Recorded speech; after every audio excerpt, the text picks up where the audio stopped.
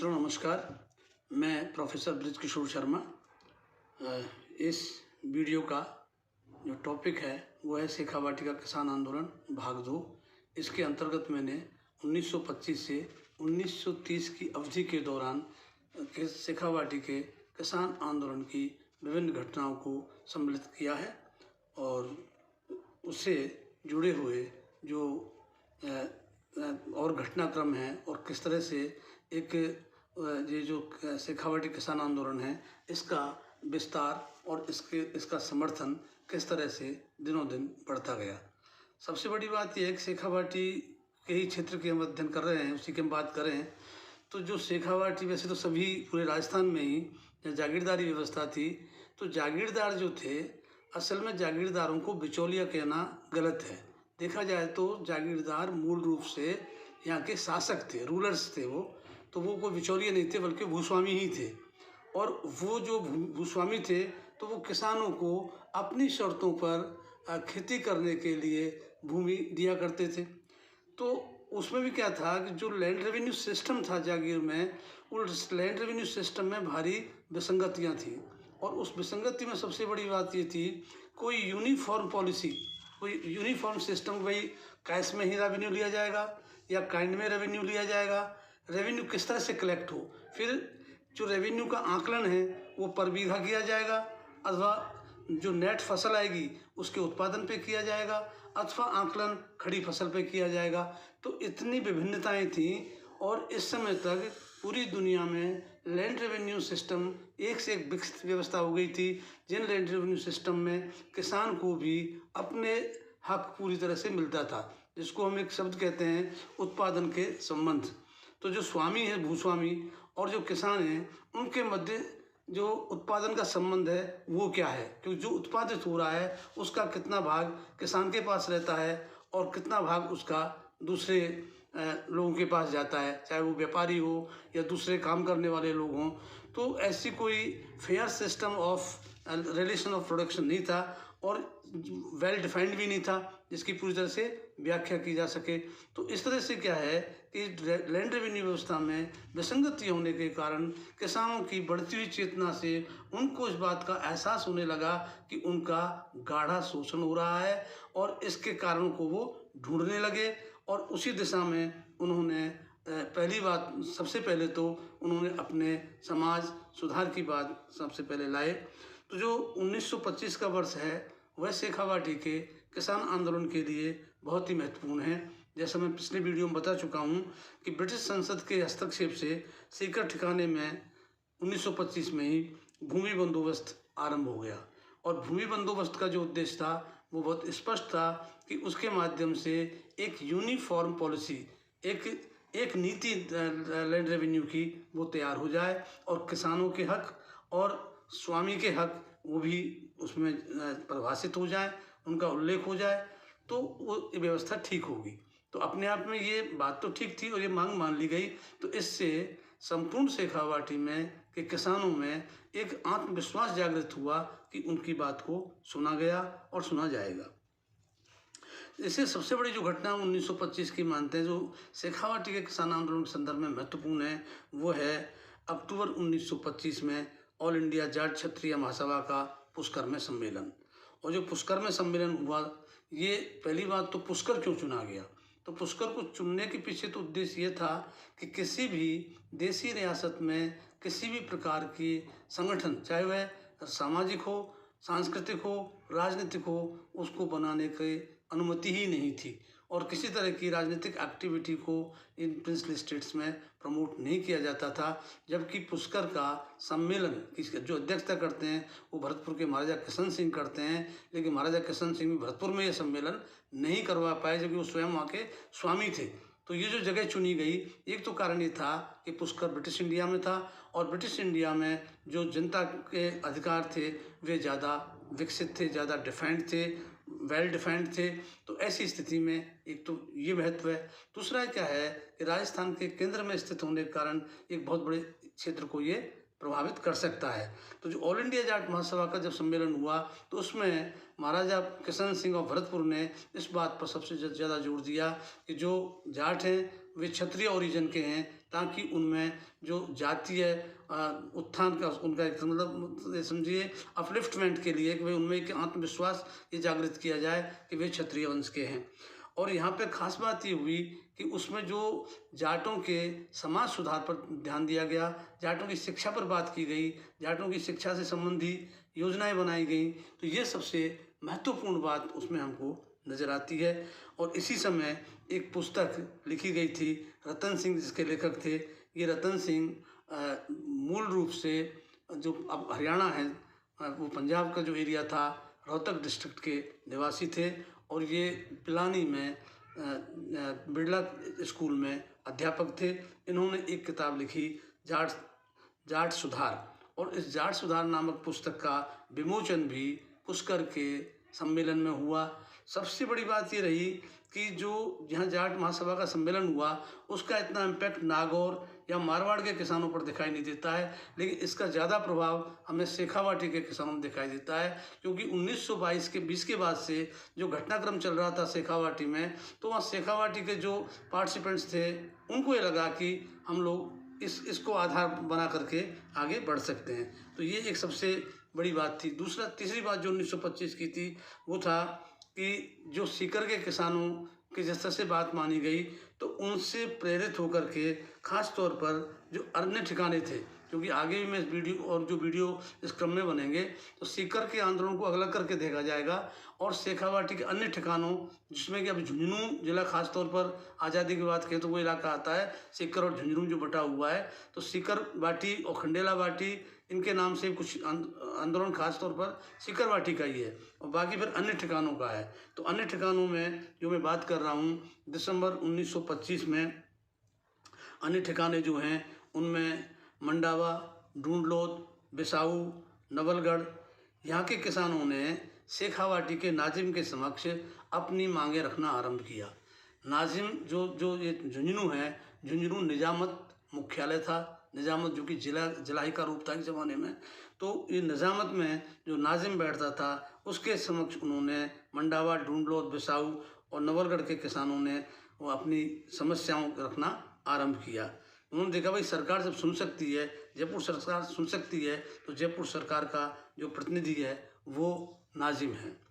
इसके अलावा इसी दिसंबर 1925 के नवंबर 1925 में ही जाट महासभा में, जो अक्टूबर में जाट महासभा का जो अधिवेशन हुआ, उससे उत्साहित होकर के शेखावाटी जाट सभा की स्थापना 5 नवंबर 1925 को हुई। और इसका पहला सम्मेलन बगड़ नामक स्थान पर हुआ, जहां खुल कर के चर्चा की गई कि किस तरह से जाट अपने को संगठित करें, अपनी शिक्षा के लिए काम करें, और जो सामाजिक कुरीतियाँ हैं उनको त्यागने पर विचार करें। जब वे अपने सुधार कर पाएंगे तभी वे आगे बढ़ पाएंगे। तो ये मूल रूप से जाट महासभा ने कार्यक्रम शुरू किया।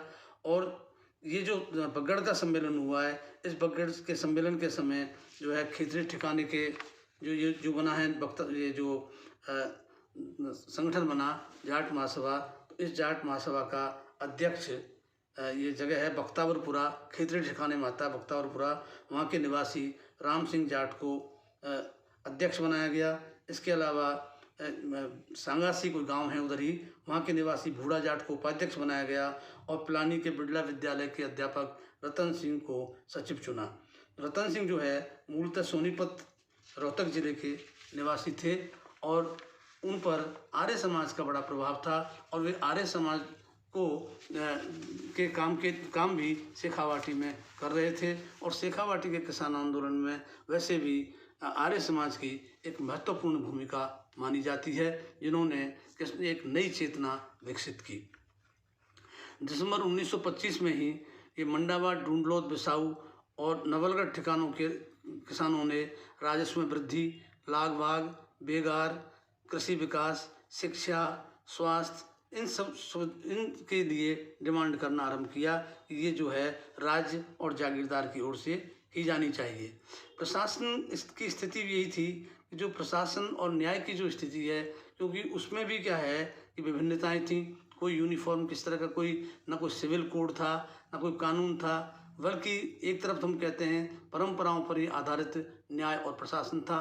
किंतु जब परंपरा में कुछ विसंगतियां पैदा हो जाएं तो निश्चित तौर पर कई बार वो ये रूप धारण कर लेता है कि जो न्याय करता है, प्रशासन करता है, उसकी इच्छा ही कानून है और वो अपनी इच्छा के अनुसार निर्णय लेता है।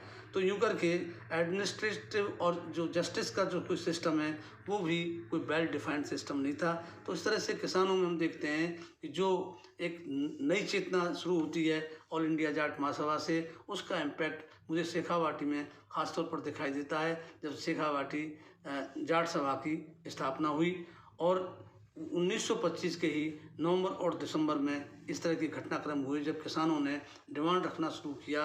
तो उस समय दिसंबर 1925 में ही मंडावा के ठाकुर इंद्र सिंह ने जयपुर राज्य काउंसिल के अध्यक्ष को एक पत्र लिखा और जिसमें ये बताया गया कि हमारे क्षेत्रों में कुछ किसान लोग, उत्पाती लोग उत्पात मचाना चाहते हैं। यदि अभी से कोई कदम नहीं उठाए गए तो ये एक बहुत बड़ा समस्या हो सकती है। इसी क्रम में ये ताड़ दिया गया ठाकुर इंद्र सिंह के द्वारा, जो कि मंडावा के निवासी हैं।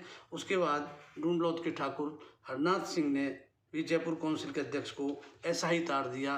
तो दो जगह से, ढूंढलौद और मंडावा, इन दो जगहों से इस तरह के तार राज्य काउंसिल के पास गए। जैसा मैंने पहले बताया, इस समय प्रशासन राज्य काउंसिल के पास था, क्योंकि अल्पवयस्क महाराजा जो हैं सवाई मानसिंह सेकंड, वो उनको अभी पूर्ण प्रशासनिक अधिकार नहीं मिले हुए थे। तो ये जो ब्रिटिश रेजिडेंट है उसी की काउंसिल इस काम को, प्रशासन को देख रही थी।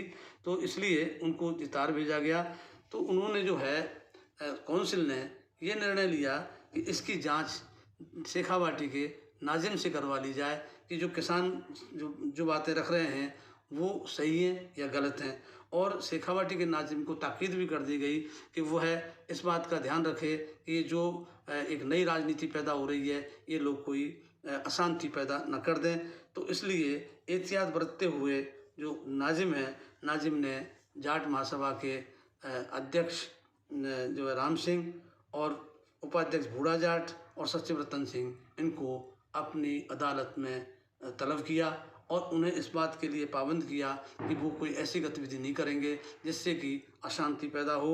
और ख़ास तौर पर जो दो लोग थे, जिसमें ये राम सिंह जाट और बूढ़ा जाट, ये दोनों शेखावाटी के निवासी थे। तो इनसे 500 रुपये के मुचलके भी लिए गए कि वे इस बात की मतलब गारंटी देते हैं कि वो कोई ऐसा काम नहीं करेंगे जिससे अशांति पैदा हो। लेकिन रतन सिंह, जो कि ब्रिटिश इंडिया का निवासी था, उसके ऊपर सीधा कानून रियासती लागू नहीं होता था, तो उसको भी ताड़ना दी गई कि वे ऐसा काम नहीं करें, नहीं तो उनको यहाँ से निष्कासित कर दिया जाएगा। तो जाट सभा के नेताओं ने अपनी जो वचनबद्धता पेश की, जिसको हम मुचलके कहते हैं, उसमें उन्होंने ये कह दिया कि हम जो है, हमने निश्चित तौर पर जो किसानों का उत्पीड़न हो रहा है उसकी शिकायतें की हैं और हमारा जो काम है मुख्य रूप से समाज सुधार का काम है। लेकिन समाज सुधार के साथ साथ जो उनके हालात हैं, उन हालातों के लिए हम प्रार्थना ही कर रहे हैं। हमने किसी को भड़काया नहीं है और कोई अशांति पैदा करने या हिंसा करने का कोई इरादा नहीं है।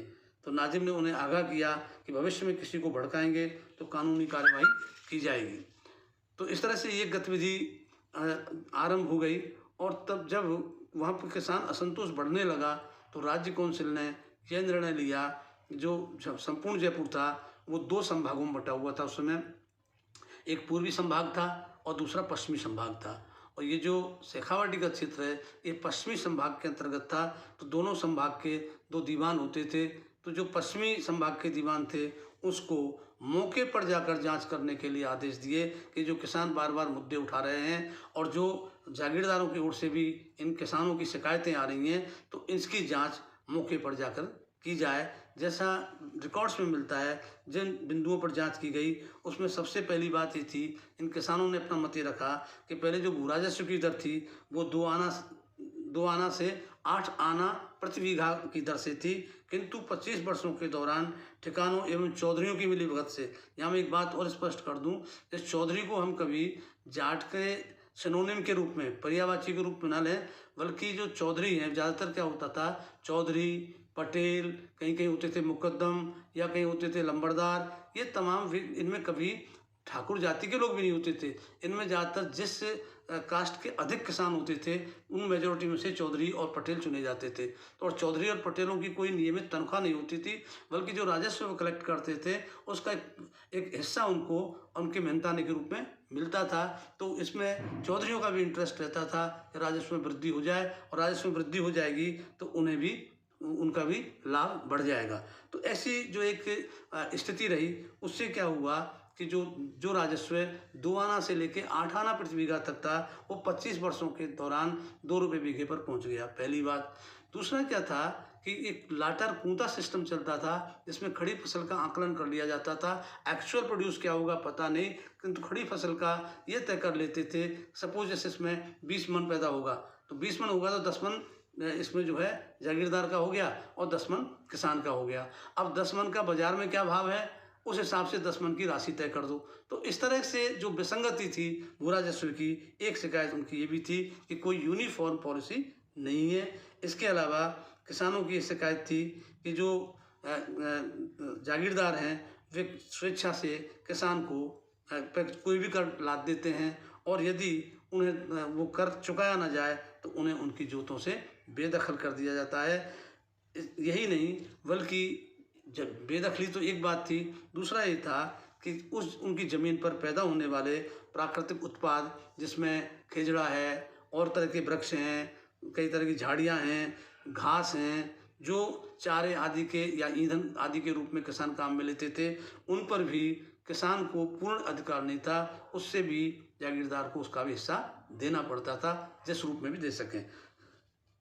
इसके अलावा ये होता था जब भी फसल अच्छी हो जाती थी तो राजस्व बढ़ा दिया जाता था, लेकिन खराब होने पर राजस्व कम भी नहीं किया जाता था, राजस्व माफ़ भी नहीं किया जाता था, बल्कि आने वाले सामान्य वर्ष अच्छा पैदावार होने पर पिछले उस राजस्व की जो बाकी रह गई है उसके एरियर्स भी उसकी वसूली कर ली जाती थी।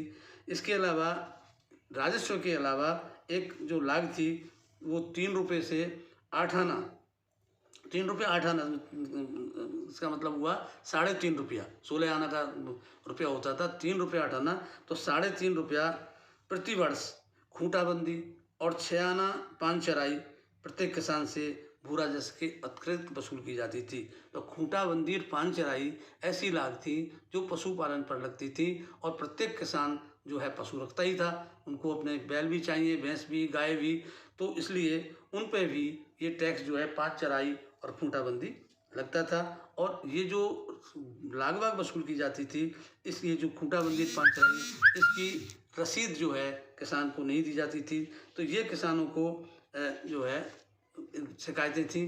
तो ये जो जब शिकायतें थी तो तो उन्होंने अपने रखा कि भाई किसानों से एक तो राजस्व जो है वो नकदी में लिया जाए और ये खड़ी फसल का आकलन नहीं किया जाए। दूसरा ये था कि जो भी राशि किसान अदा करता है उसकी रेगुलर रसीद दी जाए, ताकि किसान एक तो उसका प्रूफ रख सके, साथ ही साथ उस पर्टिकुलर भूमि पर अपने कितनी अवधि से वो काम कर रहा है इसका रिकॉर्ड भी बनना शुरू हो जाए, और उनको किसी भी स्थिति में जोतों से बेदखल नहीं किया जाए और उन्हें स्थायी स्वामित्व प्रदान किया जाए। मतलब किसानों का जो टेनेंसी है इट शुड बी परमानेंट, कि वो जो है परमानेंट जो है इस पर रहें, इनको बेदखल करने का अधिकार नहीं हो।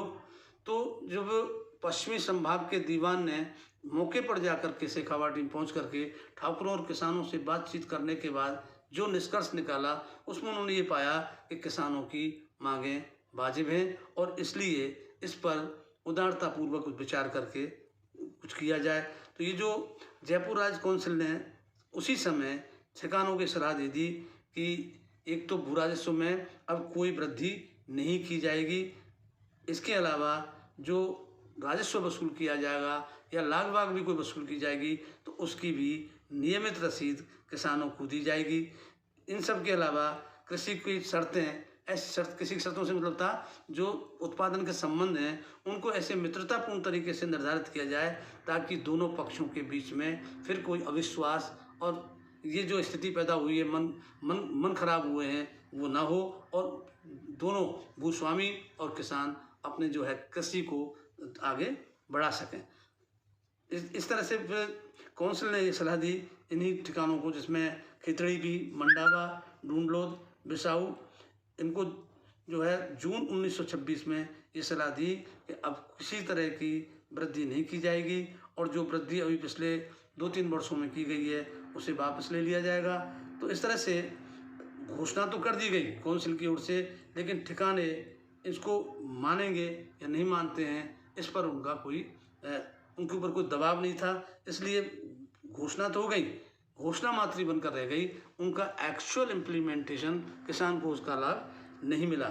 इधर क्या हो रहा है कि जो ये शेखावाटी के अन्य ठिकानों के किसान हैं ये सक्रिय हो रहे हैं, लेकिन ये देख रहे हैं कि जो सीकर में बंदोबस्त शुरू हुआ है 1925 में, इस बंदोबस्त में किसानों को क्या मिलता है और जो किसानों को, सीकर के किसानों को मिलेगा तो हम उसी के हिसाब से, उसी के अनुकूल हम अपनी मांगे रखेंगे। तो जो 1925 से 1928 मतलब 3 साल तक बंदोबस्त का कार्य चला और जब बंदोबस्त की जो आउटकम है वो सामने आया तो उसकी शर्तें किसानों को मंजूर नहीं थी और अप्रैल 1928 में किसानों ने जयपुर काउंसिल के समक्ष जाकर, सीकर के किसानों ने 1928 में ये बात रखी कि इस बंदोबस्त में कुछ भी नहीं किया गया है, ना तो हमारे अधिकारों का आकलन किया गया है, बल्कि इसके विपरीत भू राजस्व में वृद्धि और कर दी गई है। तो ये जो स्थिति थी उसमें सीकर के जयपुर के जो काउंसिल के अध्यक्ष थे उन्होंने सीकर के सीनियर ऑफिसर को ये सलाह दी कि किसानों के साथ जो बात हुई है उनके साथ न्याय किया जाए और उनको उनका हक मिलना ही चाहिए। तो ऐसी स्थिति में ये भी एक एडवाइजरी जैसी चीज़ जारी हो गई, उस पर भी कोई कार्यवाही खास तौर पर नहीं हो पाई। तो इस तरह से जो सीकर का किसान आंदोलन 1925 के बाद थोड़ा मंद पड़ गया था और लग रहा था कि बंदोबस्त के बाद उनको कुछ मिलेगा, तो जबकि वो मिला नहीं तो किसानों ने अपना आंदोलन फिर आरंभ कर दिया। और जो पहले चरण जिसकी बात कर रहा हूँ मैं 1925-1930 की बीच में, तो 1930 के अंत तक जो सीकर के किसान हैं वो संघर्ष करते रहे और इसी बीच में जो शेखावाटी के अन्य ठिकानों के किसान थे वो 1926 की मात्र घोषणाओं से संतुष्ट नहीं थे। ठिकानों द्वारा किसानों को दी गई राहतें ठिकानों ने अपने मन से नहीं बल्कि ऊपर के दबाव से दी थी, इसलिए ये जो समस्या थी उस समस्या का समाधान नहीं हुआ। दूसरा क्या हो रहा है कि ये जो 1925 शुरुआत तो 1922 से हुई, 1925 से और 1930 के बीच में जो खास तौर पर ये शेखावाटी के अन्य ठिकानों में जिसमें ढूंढलोद, बिसाऊ, नवलगढ़, खितड़ी, मंडावा, तो इनके जो किसान हैं वे किसान तो इंतजार में थे कि 1928 में जो आउटकम आएगा सीकर के बंदोबस्त का उसका लाभ हम भी ले सकेंगे और हम अपनी बातें रख सकेंगे, लेकिन उसमें ऐसी कोई उल्लेखनीय बात जो किसान चाहते थे वो बंदोबस्त के अंतर्गत आई नहीं, बल्कि बंदोबस्त में ये पाया गया कि अभी तक जिन खेतों से जो राजस्व लिया जा रहा था वो माप कम थी, अब हमने सही माप करके खेत मतलब प्रॉपर मेजरमेंट कर दिया है, इसलिए किसान तो ज़्यादा खेत 4 बीघा में 6 बीघा जोत रहे थे, एक्चुअल तो 6 बीघा थी उनके पास। तो नए बंदोबस्त में उल्टा जो रकबा है वो रकबा अधिक दिखा दिया गया और उससे राजस्व में वृद्धि हुई। तो वो जो प्रॉब्लम थी वो प्रॉब्लम वहीं की वहीं रही, कहीं उसका कोई सुलझाव नहीं हुआ। तो जो मैंने आगे जो बात की भाई ठिकानों के और किसानों के बीच में एक खटास तो आई गई थी और जो ठिकाने थे उन्होंने कोई भी अभी तक जो राहत दी या राहत की घोषणा की वो केवल घोषणा ऊपरी दबाव से, जो कि जयपुर काउंसिल का या जयपुर राज्य का जो दबाव था उसके दबाव में उन्होंने घोषणा की, उसको इम्प्लीमेंट नहीं किया। दूसरी बात क्या हो रहा है कि जो जागीरदार है वो राजा है, वो शासक है और वो शासक इतनी आसानी से अपनी जो उनकी अपनी स्थिति है उसको कैसे वो चेंज करेगा, कैसे एक्सेप्ट करेगा। तो यूँ करके क्या है जो एंटागोनिज्म है, जो अंतर्विरोध है, मनमुटाव है, वो और बढ़ता हुआ चला जाता है और धीरे धीरे किसानों और ठिकानों के मध्य जो संदेह है वो और अधिक जो है मजबूत होता चला जा रहा है। दूसरा क्या हो रहा है कि जो ये संक्रमण का काल है और जो संक्रमण का काल है वो बड़ा पीड़ादायक होता है, क्योंकि जो यथास्थिति है जब यथास्थिति में परिवर्तन आते हैं तो यथास्थिति से परिवर्तन से जो पहले से व्यवस्था पर जिसके पर काबिज है उसके हाथ से जो व्यवस्था या सत्ता निकलती नजर आती है तो बहुत दिक्कत होती है। दूसरा क्या हो रहा है, इस समय तक प्रजातांत्रिक पद्धतियाँ विश्व में लोकप्रिय हो रही हैं और वो प्रजातांत्रिक पद्धतियाँ केवल देश विशेष तक सीमित नहीं है बल्कि उनका एक ग्लोबल इम्पैक्ट है, पूरी दुनिया पर इम्पैक्ट है। और जो पिछड़े समाज हैं वो देख रहे हैं, वो बात अलग है, अब इस पर मैं बहस नहीं करूँगा कि प्रजातांत्रिक व्यवस्था, लेकिन उस समय माना गया प्रजातांत्रिक व्यवस्था इस सामंती व्यवस्था से बेहतर है, जहाँ पर हर कानून कायदा व्यवस्था डिफाइंड होती है, संहिताबद्ध होती है, कानून होता है और अगर कहीं आपके अधिकारों का हनन होता है तो उसके रिड्रेसल के लिए उसके लिए भी व्यवस्था होती है। तो यूं करके एक और जो आग्रह है, लड़ रहे जो किसान हैं वो मांग तो रहे हैं, आर्थिक मांगे, लेकिन वो जो आर्थिक मांगे हैं वो प्रजातांत्रिक तरीके की मांगे हैं। तो जो सदियों से स्थापित जागीरदारी व्यवस्था है, जिन्होंने कई सदियों तक समाज को चलाया, तो वो केवल दमन से नहीं चलाया है बल्कि एक जो है उनके बीच में अच्छे संबंध रहे, उसी के साथ वो व्यवस्था चली। अब व्यवस्था में इनके जो संबंध हैं उनमें खटास आने लगी। तो हम ये देखते हैं इस दूसरा जो इसका चरण है शेखावाटी के किसान आंदोलन का, ये भी पहले चरण की तरह ही एक फॉर्मेटिव पीरियड है। मतलब इस समय आंदोलन बन रहा है, आंदोलन तैयार हो रहा है, संगठन बन रहे हैं और किसान जो हैं अभी कहीं निराश नहीं है बल्कि वो आगे बढ़ रहे हैं। और दूसरी तरफ जो ठिकाने और जागीरदार हैं उनकी ओर से काफ़ी कुछ आत्मनियंत्रण भी इस समय बढ़ता जा रहा है। प्रारंभ में कुछ ऐसे घटनाक्रम हुए कि जब उनकी शिकायतें जयपुर पहुंची तो किसानों, कुछ जो मुखिया थे उनको कहीं न कहीं थोड़ा बहुत उत्पीड़ित किया गया, किंतु समझ गए कि इनके साथ हिंसा नहीं की जा सकती। तो इसलिए क्या हो रहा है, अभी भी जागीरदार भी ठिकानेदार आत्मनियंत्रण से काम ले रहे हैं। तो अभी तक दोनों ने ही आशाएं जो उनकी अपनी अपनी है, एक की आशा है कि मेरी व्यवस्था बनी रहे, दूसरी की आशा है कि मैं अपने अनुकूल इस व्यवस्था में एक अपना स्पेस बना सकूं। तो किसान है वो अपना स्पेस क्रिएट करने के लिए कोशिश कर रहा है। धन्यवाद, नमस्कार।